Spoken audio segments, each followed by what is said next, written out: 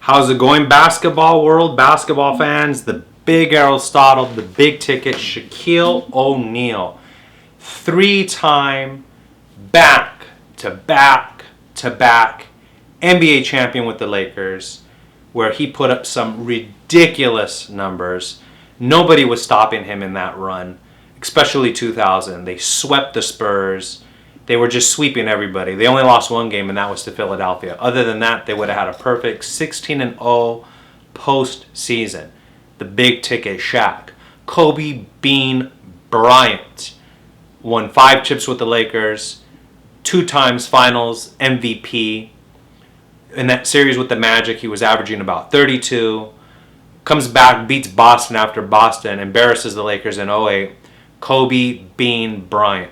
These are the names most people are going to talk about when it comes to the Lakers. And Showtime, Magic. Coming up the court, passing to Kareem Abdul-Jabbar, top 5 center of all time. The skyhook led the NBA in points at over 38,000 for many years until LeBron broke it back in 2003. But these are the typical names we talk about when we're talking about the Lakers. You know, you're going to mention Kobe, Shaq, Kareem, Magic, Jerry West, the logo. How could you forget about him?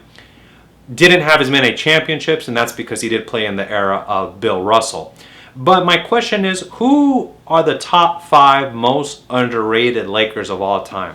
I have my personal list, but I'd love to know what yours is in the comment section below. This is my list of who I think the top 5 most underrated Laker players are as of right now. I could change my mind later. But number 1, I think, is actually Derek Fisher. So Derek Fisher doesn't have crazy numbers. You're not going to see anything like 15, 16 points a game, 10 assists, 7, 8 rebounds. You're not going to see those kind of stats from Derek Fisher.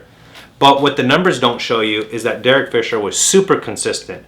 He made the right plays at the right time. He'd hit the big shot when you needed him to. He's the kind of guy that would die for a loose ball. He would take a charge. He would guard the other team's superstar point guard if they had one. And, people just forget about how consistent and reliable Derek Fisher was. Think of it this way. Kobe Bryant never won an NBA championship without Derek Fisher as his point guard. Never.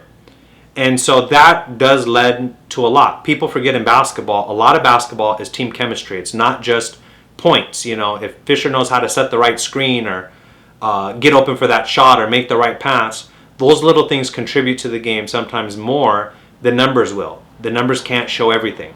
Derek Fisher. Number 2, a very underrated Laker to me. He's not underrated, but he is underrated. Is actually Paul Gasol. Before the Lakers got Paul Gasol, Kobe Bryant was considering leaving the Lakers. They get Paul Gasol. They immediately that year go to the NBA Finals. Boston beats them. After that, they go back-to-back. They end up beating the Orlando Magic. They played Boston again in 2010, and they win. But Gasol averaged around 18 points and 10 rebounds for those final series. So, he was putting up great numbers in those last 2 final series. It was around 18 and 10. And people forget that he was definitely, I'd say, at that time, a top 5, maybe top 7 power forward in the NBA at that time. You're going to have Tim Duncan. You're going to have Kevin Garnett. Kevin Love at that time was unbelievably good. You had Blake Griffin. You had Amari Stoudemire.